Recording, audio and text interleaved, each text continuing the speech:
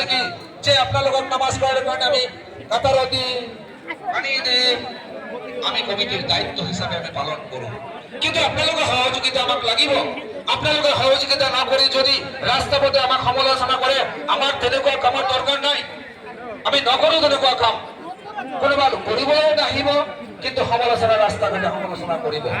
মই আপোনালোকক আকৌ এবাৰ অনুৰোধ কৰিম, সমালোচনা নকৰিব, গিবত নকৰিব, বদনাম নকৰিব।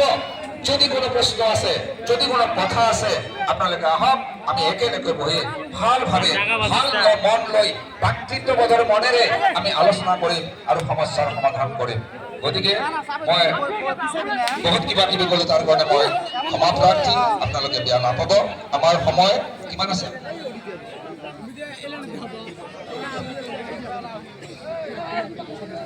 আপোনালোকে থিয় হওক, কাটাৰ চামিল হওক আৰু মাইক আপোনালোকৰ নিজৰ নিজৰ মোবাইল ফোনৰ সুইচ অফ কৰক প্লিজ।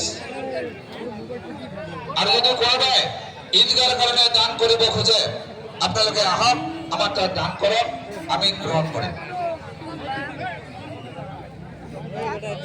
নামাজৰ পিছতো আপোনালোকে আহিব পাৰিব।